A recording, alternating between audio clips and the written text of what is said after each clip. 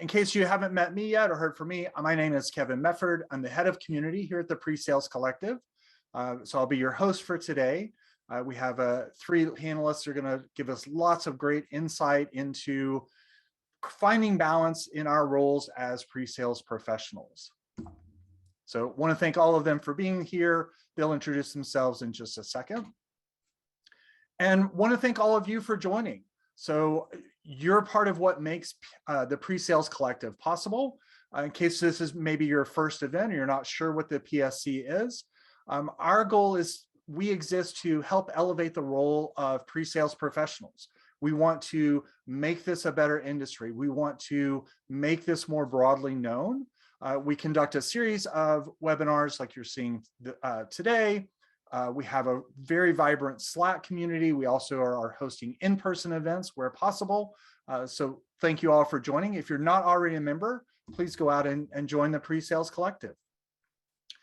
As far as today's webinar, just a couple of pointers. Please, if you have questions, drop them into the Q&A within the webinar so that we can present those to the panelists. And by all means, be active in the chat. Feel free to talk to other people that are here in the room. Ask other questions of each other. Let us know what you think of the presentation that you're seeing. And to kick things off, I'm actually going to start with a poll, just so we understand who the audience is, who we have out there. So if everyone could indicate in the poll, what is your role? Are you in pre-sales today? And if so, what role are you taking in that? Maybe you're someone who's interested in joining pre-sales. You're not in here yet. Or you're one of our sales counterparts coming in to listen. We welcome you as well. So give everyone just a second to answer that poll. And while that's going on, I'll have the panel introduce themselves. So Steph, if you want to start off. Yeah, absolutely. Thank you so much, Kevin. Good morning, everybody. Good afternoon for our friends in Australia as well. I'm Stephanie Barnett. I have the privilege of leading the APJC Solution Engineering team at Cloudflare. I'm based in Singapore, in beautiful sunny Singapore. And in my role, I look after an incredible leadership team who look after my core solution engineers. I also look after partner solution engineers and solution architects all across Asia Pacific. So super excited for the conversation today, very topical, and really looking forward to learning from everybody. Thank you. Diana, you want to go next? Yes, Diana Capello. I am in Santa Clara, California, and I currently lead our customer growth SE team. So we are dedicated to supporting our account managers, meaning we solely are responsible for expanding revenue at our install base. And I've been in pre-sales for almost 9 years, 4 of which have been at Clary. And Vicky. Thanks, Kevin, and thank you for joining this session, everyone. So my name is Vicky Chen. I'm based in Sydney, Australia, and my current role is the Director of Client Solutions at Morningstar. So I look after a team of pre-sales as well as implementation consultants, and we work with our new and existing customers during their pre-sales stage as well as post-sale delivery stage as well. So myself, I've been doing pre-sales for almost 10 years, and all of my time for the past 15 years, I've been with Morningstar. So really excited to talk about this topic, and hopefully that I can learn a lot from you guys as well. Thank you all again. So going to kick things off with just a few questions for the panel. Again, if you have questions that you would like to see presented, feel free to drop them into the Q&A. We'll pull those up at the end. So let's start off today's topic, all about work-life, balance, harmony, integration, lots of different words. So maybe let's talk a little bit about, how is achieving work-life harmony different than just what we typically talk about when we say work-life balance. So maybe Diana, do you want to answer that one first? Sure. When I hear the word balance, I just picture a waiter trying to balance all those plates and cups like precariously on, and they're like a split second away from dropping it all. So for me, balance is about finding a perfect space, but harmony is more like integration, like a yin and a yang, something that ebbs and flows. For me, I find my life happens in seasons. Many of you are probably in end of year or just finished end of year. That is a busy work season. Then there's vacation seasons or snowboarding season for me, where I tend to spend more time outside of work on the weekends and can really unplug and relax.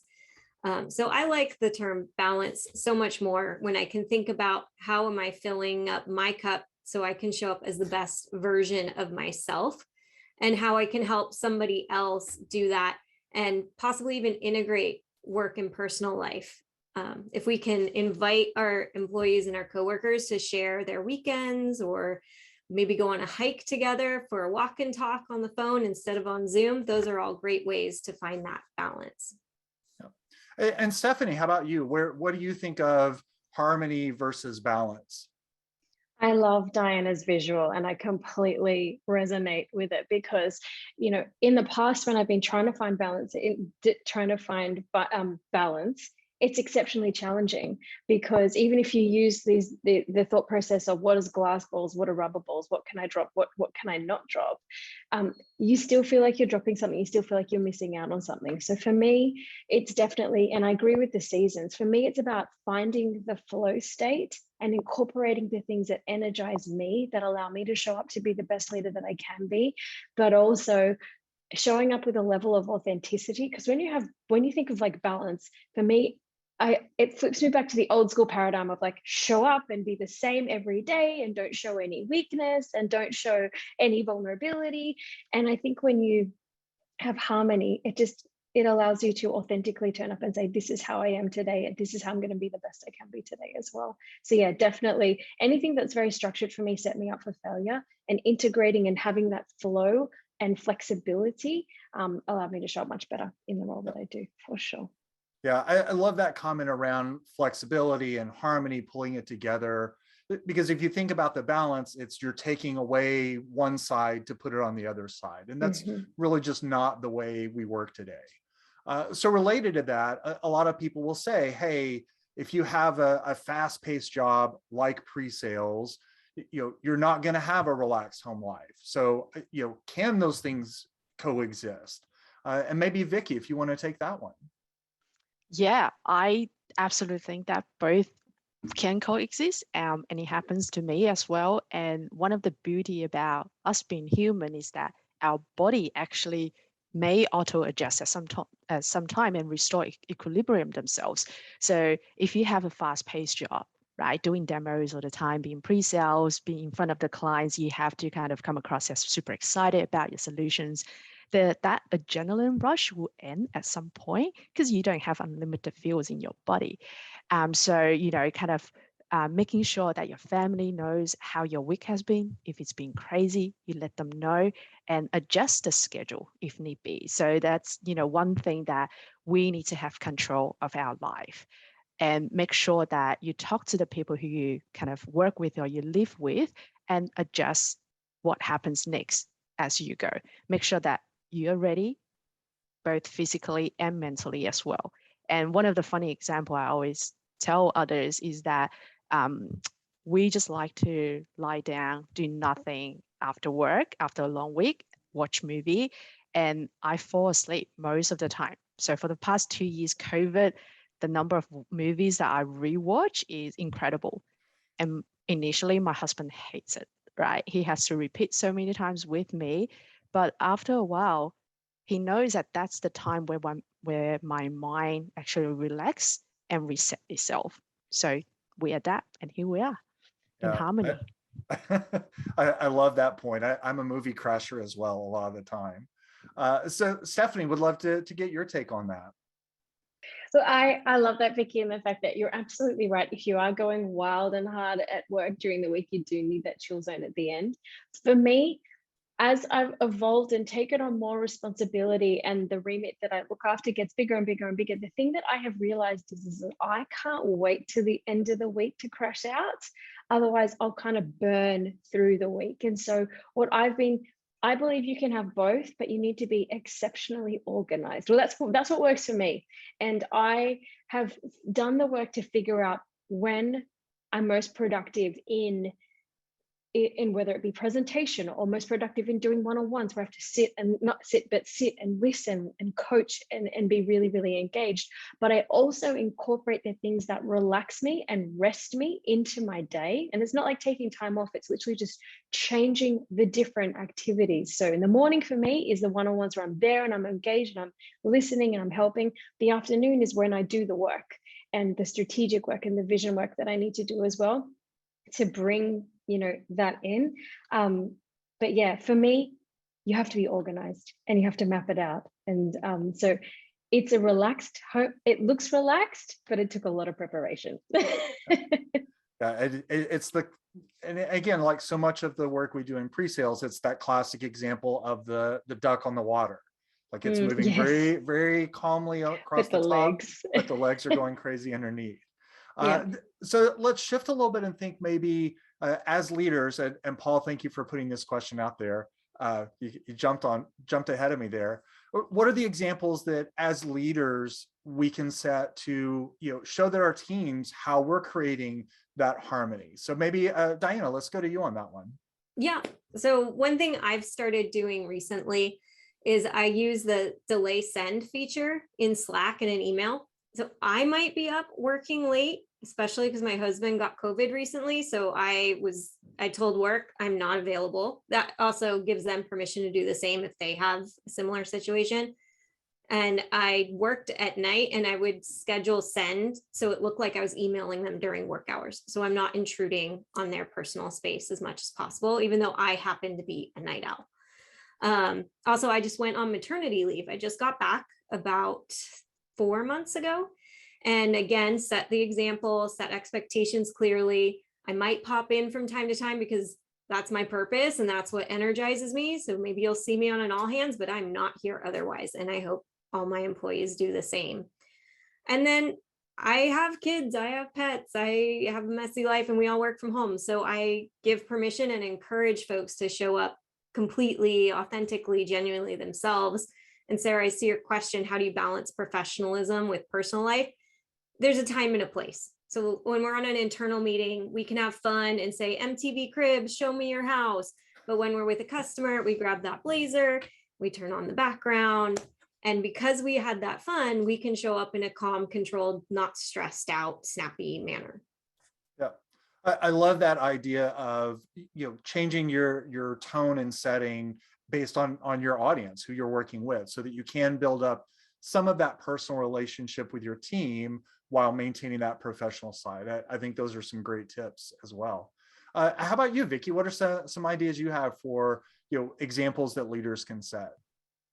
Yeah, like kind of similar to what Diana was saying, like lead by example. I found that is the key. Like, if you're telling your team, oh, you're gonna have to look after yourself, you look stressed out, you need to relax, etc. You should do the same and actually let them know that what you have done to actually reset yourself, to kind of lead by example. So, share your stories. If depends on the team size, get to know them so that when you're sharing a personal story, you can better relate to their own experience as well, and feel and make them feel like you're being you're listening to them, you're kind of taking care of them based on their personal needs. And what I found is just have to share that common understanding again with your team, and let them know that it is okay to clock off early. It is okay to, take the Friday afternoon off or Wednesday afternoon off if you have something urgent that you want to attend to, or you're just feeling completely burnt out and you want to have a break, right? So like one thing that I found a lot of my current company's leader is that they publicize it. So like, if they want to have an extra long weekend, they will let the team know. So we always kind of share that with the team so that they can feel like, yeah, I can actually do the same. As long as I come back the next day or next week and fulfill the commitment, that's not an issue at all. That's great. So related to this, and the question coming up in the chat too. So as a manager, what are some things you can do to make sure your team is in harmony? How do you identify if someone's starting to burn out? And maybe Stephanie, I'll throw that one to you. For sure. And Ginu, thank you so much for this question. This is my number one concern. When you think about how incredibly high functioning a lot of our team members are, and you join a call and you're like, hi, good morning, how are you? Everyone just goes, great. It doesn't matter about what might be going on in the background, what hot mess might be happening. You have to ask the right questions. And sometimes and it's not just about asking the right questions, it's about listening for the right words and the right answers. I have had multiple SEs I've coached through burnout who forever the sales team's like, this is the greatest SE ever. They're doing everything. And I'm like, I can literally see them falling apart. And I've had different responses in how I look after them. So I'll give some examples of that. And then I'll kind of tell you how I systematically do it. But there were some people, I think we have to tell our SEs, I mean, we've all been working from home. This is our 3rd year now. And you're probably in this room in your house and it kind of feels like a boiler room, and it's like work is everything and it's pervasive in everything. And if I don't do this, or if I don't do this extra little component in a demo, it's the end of the world. And we have to give them that reality check and give them that safe space to be like, it's okay. I think SEs by nature are perfectionists because we're deeply passionate about what we do and the outcomes that we drive for our customers and the advocacy and the responsibility we have. But it's our job to bring them down to earth, and it's not meant in a patronizing way, but sometimes I say, like, we're not heart surgeons. Like, if you calm down a little bit, it will be okay. If this demo is 80%, it's still somebody else's 150% anyway, let's be real. But 80% is okay.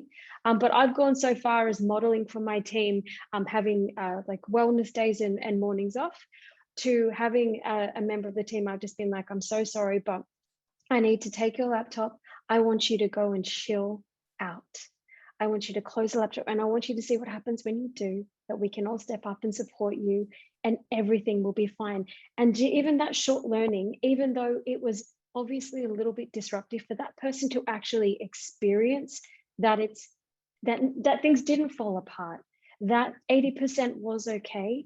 It was a good lesson for them that they will take throughout their career, and also a good lesson for those around as well. So, I mean, it's asking the questions, it's looking at their faces on these calls. It's the micro things that you see on their face. It's the question that they might have asked 3 times repetitively, and you're like, I feel like I've answered this question, but the poor souls are literally on autopilot, just trying to get through the day. It takes a lot of energy, but it's our work and it's my passion in making sure our SEs are okay. Now, how I like to systematize it, we have like Google Suite at Cloudflare, and the first thing is, have you guys been using Focus Time? Focus Time is magic because it auto declines. You don't have to have the awkward conversation when someone tries to schedule over the top of it. It automatically declines. So I encourage a lot of my SEs to, again, like I mentioned, do the work and figuring about where your flow state is.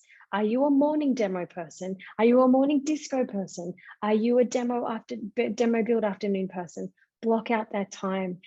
And I know we have customer demands as well. And I've been an AE myself, and I know what it's like to be like, my meeting can only happen on this one day at this one time. And that's not always the case. We can be flexible, we can provide options, but ensuring that your workday aligns with the natural flow of how you work ensures that you show up best for everybody. If you're really snoozy in the morning doing a presentation, it's going to come through.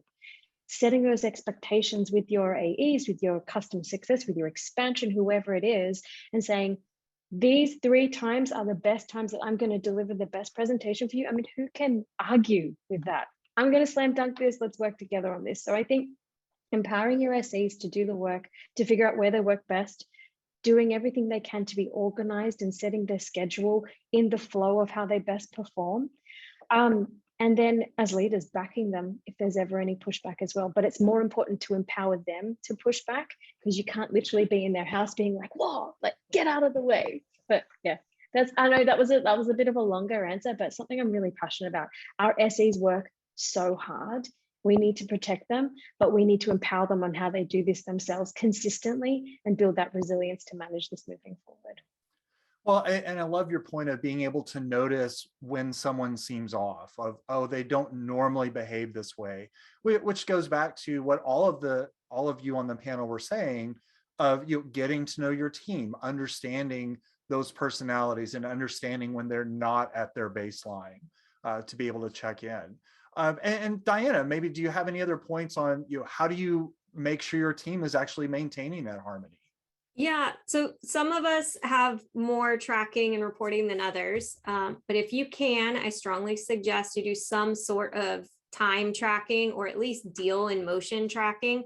That's an early indicator to me. If somebody's had 2 or 3 weeks consistently where they go over 60 hours a week, we're having a mandatory day off. One other thing I'm lucky to have is unlimited PTO here at Clary, and we have a Clary day off every month if there isn't already a holiday there. So encouraging and telling people we're all shutting down. It's the easiest time to shut down. Nobody else will be working. Take that day. That really helps. But for me personally, as a manager, I have a mantra I try to live by, which is people first. So I try to start all my interactions with something personal. How are you today? How are you showing up to this meeting? What's going on? What's on your mind? During the pandemic, when we all went remote, I started slacking everyone in the morning every day, just good morning, because I would do that if I saw you sit down at your desk. So why wouldn't I do that on Slack? It lets people know when I'm in the office too, and I get in late, 9:30 after school drop off. So it gives people permission to know that. And on team calls, I try to kick off with tell me something good. And that can be personal or professional wins that they want to share. So it encourages people to think of their life outside and to share that they tuned out this weekend and that they didn't work and they went to the soccer game. But really ask, that's the best way. Today I just asked a new employee a really awkward question. I said, are you making friends? Do you like it here? He's totally remote and totally new. So of course I want to know, and it's a weird question, but I had a manager ask me that one time and I had to think about it and was like, oh yes, I am. Thank you for caring that I like it here. Those little things will help you through it. And then there's big things like I did have an employee come to me. She raised her hand and said, I am burnt out. There's too much work. There's not enough me. So I came up with a framework. I borrowed it from our own internal planning. It's a above the line, below the line framework. So I had to write out everything that's on her plate in general terms. Like I do trainings, I do webinars, I do demos, And I said, okay, you can only pick 3 things. What are the 3 things that are above the line? Those are your must have. Only you can do it. You can't outsource it. Everything else, we're going to figure out an outsource or a delay tactic or something else because we need you to focus on just these things. And that really helped her. And I've even had to do it with myself and my director recently when I said, nope, can't do this anymore. And I cut some projects. And just before its call, I handed one off to another manager and said, this is yours now, so I can go focus on something else that's going to be better for me and the company. Oh, that's great. So we've talked a lot about, as managers, how you can set the example, how you can ensure your team. Let's switch that up a little bit and go maybe from the other side. So, if you're an individual contributor, if you're a report and, you're looking to build some more of that harmony, you may want to adjust your schedule at work. Stephanie, you pointed out a lot of things of like, if you're a morning focused person, maybe you want to front load some of your stuff. How do you go to your manager and talk about that of, hey, I want a non-standard work hours, or hey, I need some flexible time? Maybe Vicky, how do you suggest people approach that? Mm-hmm. I guess the first thing is come prepared, be open with your manager, tell him or her the reasons and be reasonable and share the plan that you already come up. Okay, this is how I think I can, fulfill my duties, and this is the flexi schedule that I would need. I've been lucky with Morningstar that even before pandemic, we were very supportive and provides a lot of encouragement for people to take up flexi work schedule. I vaguely remember the stats, almost like 25% of our employee in Australia had some sort of flexi work schedule or in place. That's before the pandemic. So it could be, 1 day a week, I'm going to work from home because I really want to be with my kids during their school hours, school drop off and pick up, because then they can share those experiences with it. Or it could be like, I really want to have a 3-day weekend. So I'm just going to change my commitment. It's going to be a 4-day week for me. So all of those things, it's important to just talk to your managers, be reasonable, come with a plan. And it's okay if you don't know how you can, still do your job given the flexi work schedule. That's part of your manager's job to also help to come up with some creative ideas to support you in that way as well. And Stephanie, what would you add to that? So I guess, I love organizations that have incredible flexible work schedules. And I think, people on the call may not also have the privilege of being in an organization which is as flexible, right? Like we're all evolved as leaders, and we all think about it's about getting the work done, not how you do it, or when you do it, it's getting it done, in your own way. So my advice is more, there's two elements for me. The first one is I feel like work has evolved so much in the past 2 years that when we talk about flexible work arrangements, it's almost like we're all working flexibly. Like how many people have actually, as a joke, how many of us are wearing shoes on this call right now? Like work is completely different. So when people say a flexible work arrangement, it's very formal, and there's very formal elements an organization sometimes has to take around that. And that's what can be quite daunting. Personally, for me, I think with this new working environment, we're all working flexibly, just do the work and try your best to juggle your own schedule. And then if it becomes a challenge, raise it with your manager. I think formalizing it, especially now that work is so different, I think it adds another layer of complexity. And I come from speaking from experience as well. So, obviously I've had 2 children. I had flexible work arrangements with both of them. The first time was very easy. The second time more complicated. And I think sometimes in more traditional organizations, we put restriction. When you ask for a flexible work arrangement, it perks up this thought process in people's mind of like, oh, you're not going to do the work, or you're doing less work, and you can get labeled in a certain way. And I feel like that's really detrimental. So I think as leaders, first of all, we need to evolve the way we look at this and say, I don't know if it's flexible work, it's just this is how I'm going to do the work. And are you okay with this? And asking for support when you need it. But I don't know, maybe I'm a little bit too out of field thinking that way, but that's just how I feel about it. No, I love that directness. And I think, you spoke earlier about, empowering individual contributors to take ownership of their schedules and what they're doing. And I think this is another great example of that. Come directly to your manager with a plan, whether it's, from an overwork or just the, hey, I have kid drop off and pick up every morning and afternoon, or, hey, I have a new puppy. I'm going to walk it 3 or 4 times during the day. And, make it clear to everyone of, as you just said, I'm still going to get the work done. Here's how, but on these hours, you're not going to be able to get me on the phone. You're not going to get me direct, and set that expectation. So for our next question, I know for a lot of people, we have been doing this for a while, but obviously, 2 years ago, work from home became imperative for pretty much everyone. So we'd love to hear from you a little bit about how you're dealing with those challenges. We were talking about several of those as we were getting ready for the webinar this evening. So maybe Diana, how do you deal with the challenges of work from home, both the environment that you're in and scheduling wise? Yeah. Well, I first want to answer one of the questions in the chat from Sarah. As a new employee, if you're using Slack, or even if you're not using Slack, but in Slack, there's an app, I think it's called Donut, and PreSales Collective has this set up. So if you're in your PreSales Collective chat, you can sign up for the Donut app, and it'll schedule coffee chats with you and some other person randomly selected from your company or from PSC. So that's a good way to use technology to connect with folks casually. But if you don't have something like that, I encourage people to schedule their lunches together and have a non-work conversation. So that's one way to make friends. But really, I actually just asked that same employee, I said, are you making friends? And he said, yes, now that I'm working deals, I'm connecting with my AM or my CSM that I'm working with a lot. And we're starting to develop a relationship and chatting offline after the customer calls, in the debrief and in the prep. That's where they get to know each other's personalities and really connect.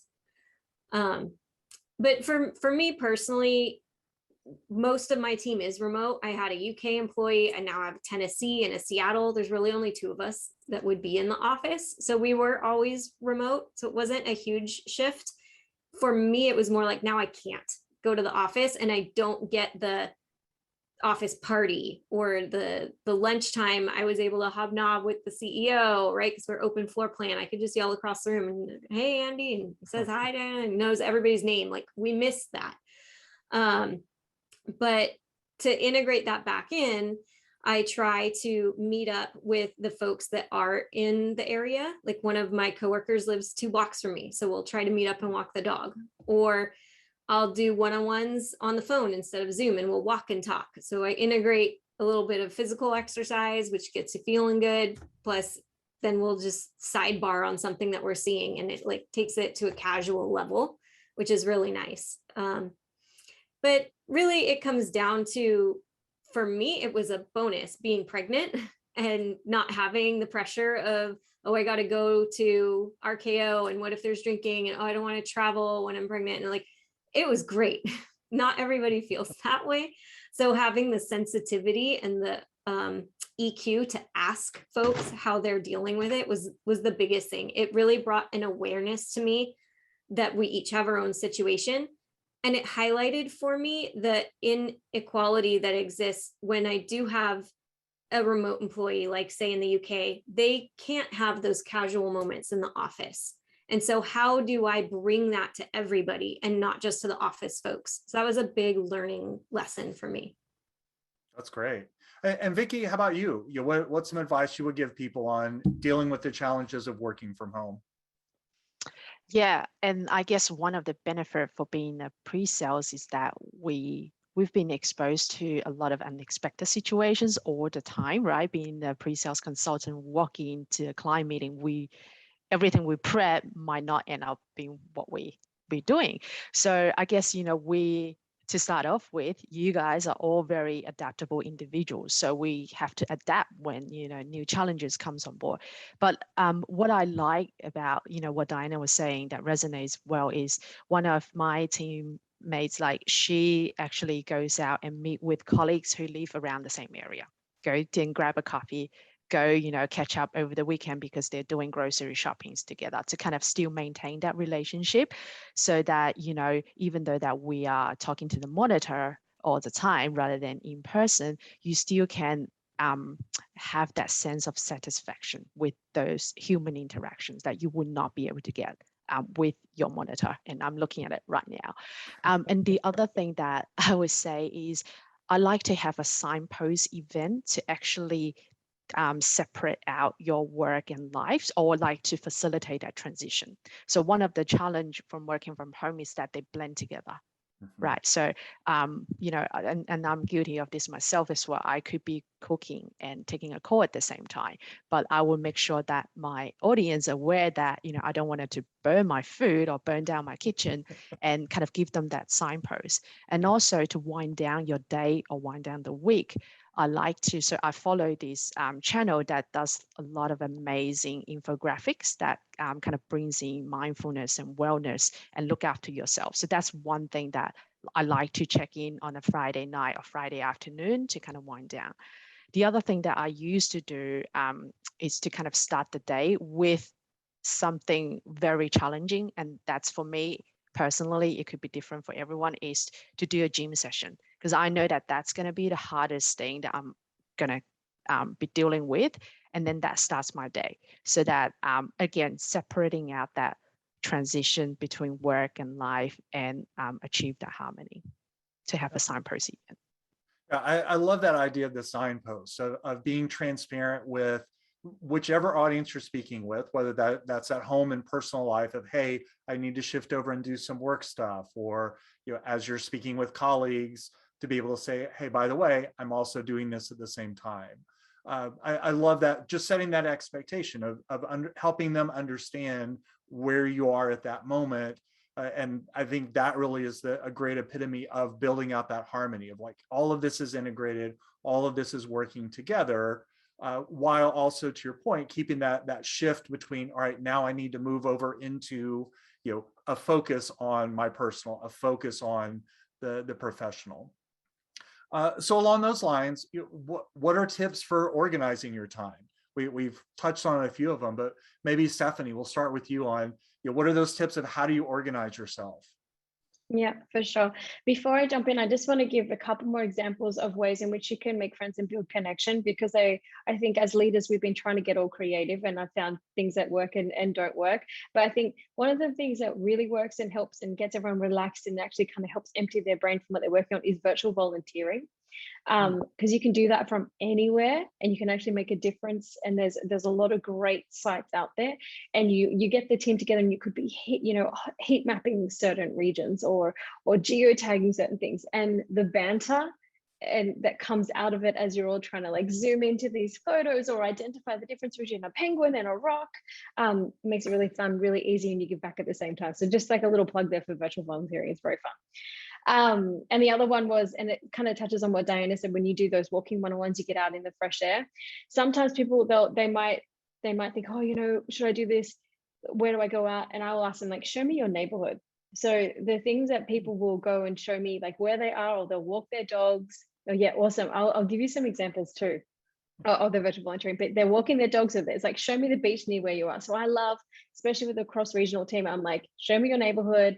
One of my leaders is in Beijing and it's snowing. And for me, when I'm in Singapore and it's boiling hot, I'm like, I can't imagine anywhere where it's snowing right now. So yeah, just show me your neighborhood. It takes it to not just like, you're going to talk about work, camera off. I'm like, let's engage more and build more connections. Anyway, thanks, Kale, for the feedback. Love it. So in terms of organizing your time, I think you've heard me a couple of times talking about flow state. I'm really, really passionate about that. And I'm going to touch on something Vicky said as well, in terms of start your day with the hardest thing. What I've been doing recently that I found works really, really well is start your day with a small task that pushes you towards your own personal development goal.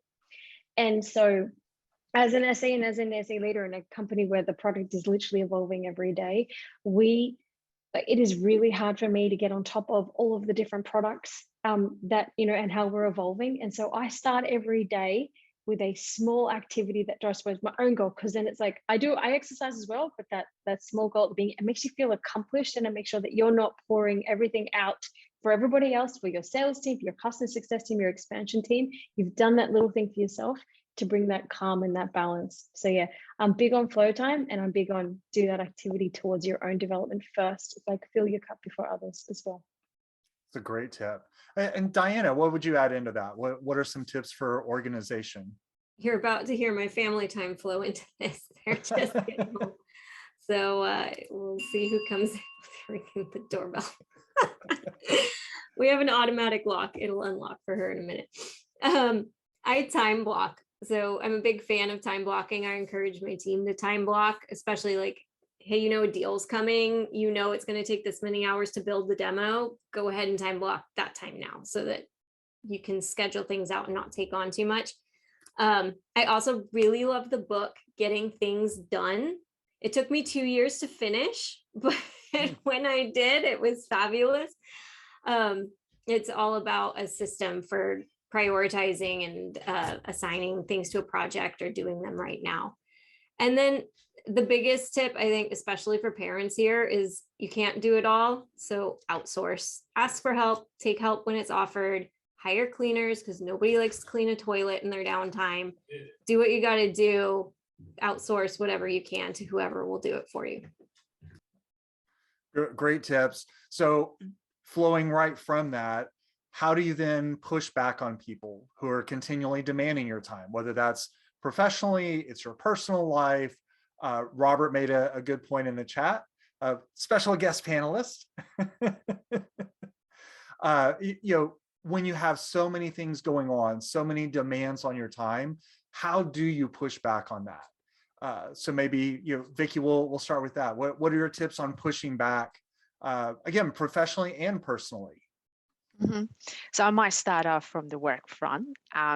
Given our role in pre-sales, and I know that from organization it differs. So you may be paired up with a dedicated sales account manager at times. So the partners will just always constantly know each other's workload, etc.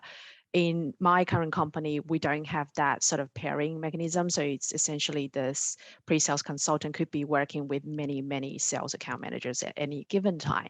So it makes it difficult because that obviously, the demand is urgent most of the time, because we want to make sure that we go back to the client quickly and, be able to close the deal quickly as well.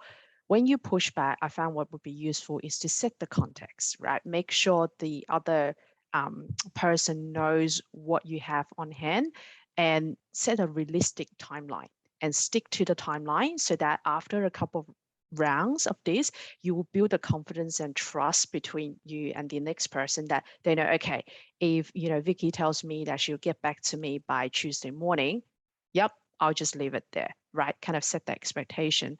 And also when you kind of push back, and if you're just feeling overwhelmed and feeling, burnt out, so that you want to take the rest of the day off and work on it next Monday, it is okay to tell them that as well. We're all human. Let's be authentic. Let the others know, set the expectation up front, so that it doesn't occur to be, disappointing results at the end of the week or next week, that they don't get what they're after. So I think, the key here is be open, set realistic expectations, and stick to your commitment. Great. Stephanie, what are your ideas when people are demanding too much and you need to push back? So I think this is something that's important that I think about, but also that I coach my SAs on, because again, having that huge empathy for the teams that we work for and the customers that we're supporting, when you say no, it hits, right? It hits that person. It's like, but my deal is important. But, our sales team 50% comped on, all of these variable elements. And so for me, it's always been about, first of all, acknowledge how important that task is to that person. I completely appreciate how important this is for you, and it's really important for me to be successful. The second thing is then I usually communicate intent, or where I'm coming from and why I can't do it. So I've kind of softened the blow with, I know this is important and I agree this is important. This is why I can't do it. And then I provide multiple alternatives, because it's really hard to argue with someone when they've said, I can't do it, and this is why, and I know this is important, but here are the alternate ways I can do this, and then provide the other alternative of, if this time frame or this specific spot is critical, I can find 3 other exceptional people to help at this time, just to kind of soften it. That's how I coach my SAs to do it. That's how I do it myself. There are times where people keep doing it, and I have to then be firmer. And sometimes I will have people pop up, because I live by my calendar. My team actually call my calendar, because I have time block as well, Diana, and my team call it like noodle time, because there's like little noodles, and then my team get excited when they get lasagna time with me, because it's a bigger noodle. But sometimes people just go like, have you got a minute? And I'm like, dude, Cloudflare has an open calendar policy. Just like, have a look. Love you so much. Just check it out. So sometimes you've got to be firm, but I always start assuming positive intent, being helpful. Tell them I understand it's important. Tell them why I can't do it. Give them options, and give them a great alternative of 3 other people who could possibly help as well. It also takes the pressure off people always thinking that I have to be that one person to go to as well. That's a great point. And Diana, we'll throw it to you. And feel free to introduce our guest panelists if they come back in. No, Please. Ashley, I hear her singing in the background. Ashley's playing with the fan. I think, to be literal, the way you do it is to be polite and consistent. But actually, everything Stephanie and Vicky just said, and I'll lean again on outsourcing. Find another way to get it done, even if it's by escalating to me as the manager. I can escalate to their manager, and the easiest way is to come back to the priorities. Here's, I've got 8 deals that are bigger, that are due earlier. Like, what do you want me to work on? If I can work on this one, I'm not working on that one for you. Which one do you want me to work on? And like, positioning questions back to them can often help them see that you're working on a solution with them, as opposed to just saying no.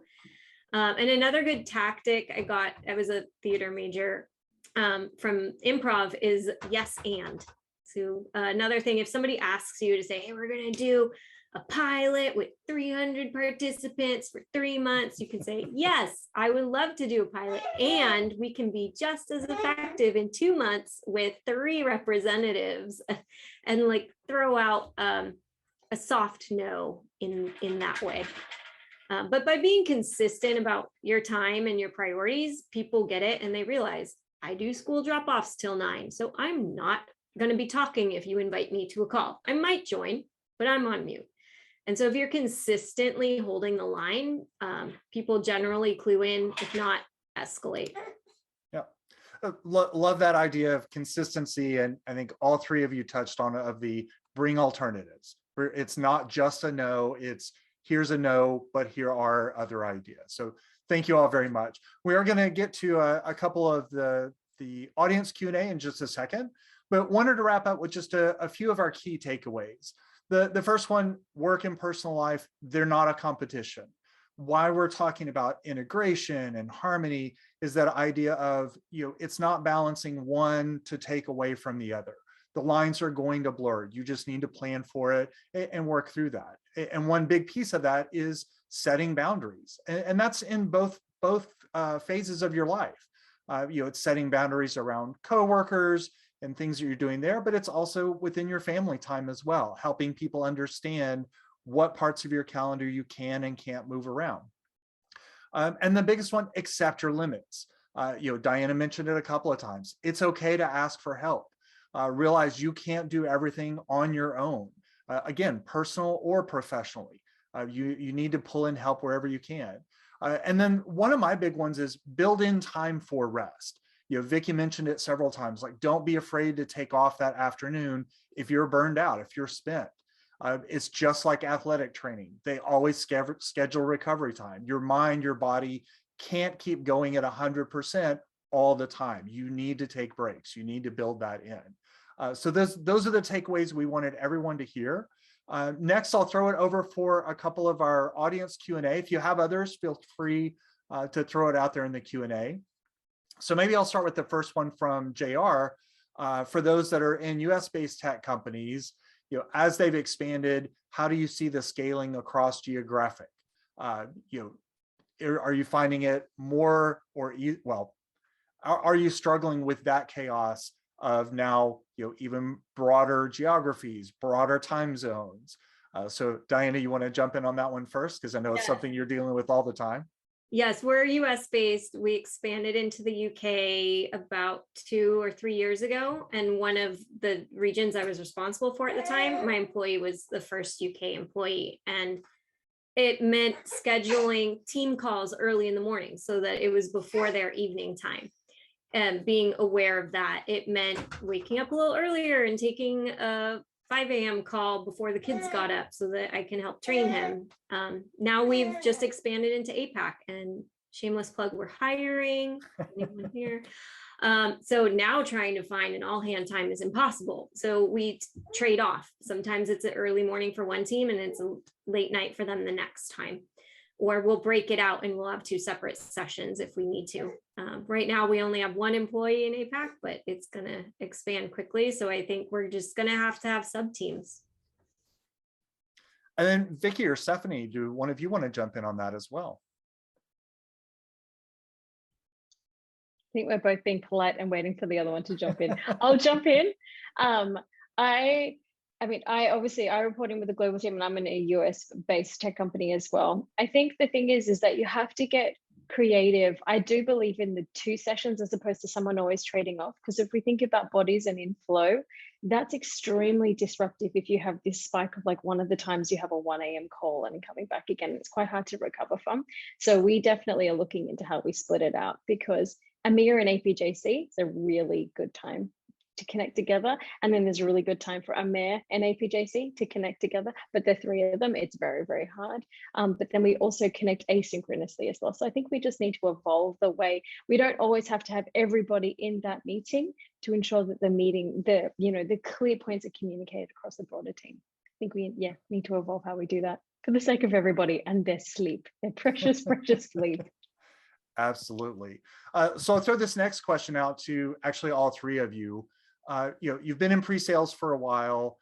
how have you seen it evolving over the years, especially where we talk about this harmony between work and personal lives? And Vicky, you maybe want to start that one? Yeah, it's definitely evolved quite a lot. Like just the nature of the role itself, starting from solution architecting on one single product and solutions.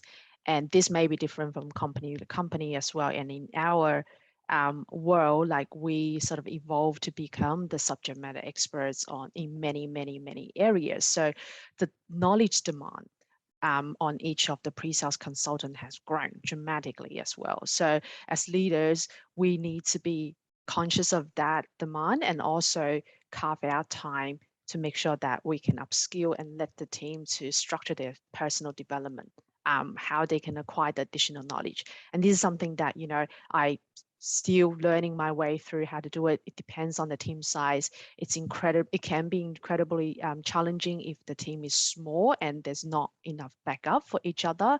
And this is something also as leaders, we need to plan ahead as well to make sure that there is other people who you can lean on and outsource the work whilst giving other people an opportunity to learn and grow and develop that area. So that's kind of one of the big change or shift that I have observed over the years with my limited experience with pre-sale. I'm sure that others will have more.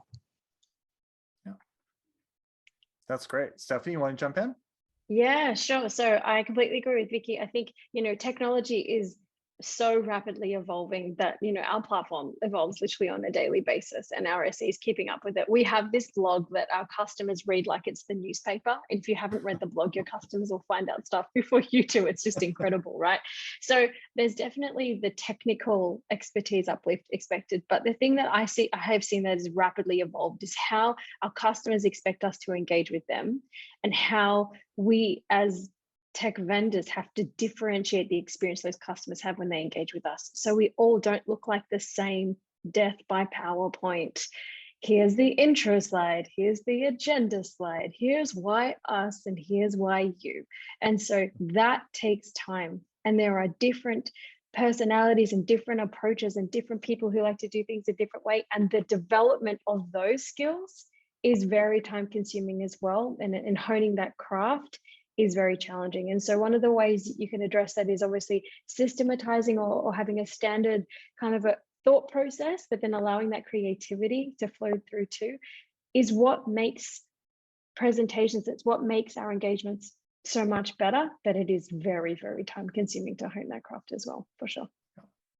And Diana, what have you seen evolving over the years in pre-sales?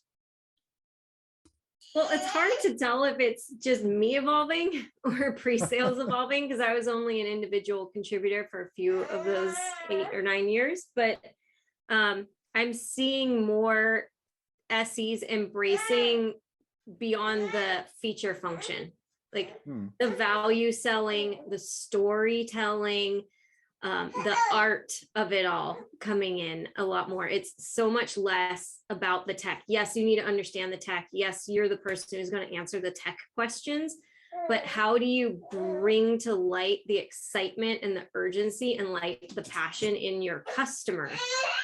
That's been a topic on people's minds, at least that I'm around now, that it wasn't when I first started. Absolutely.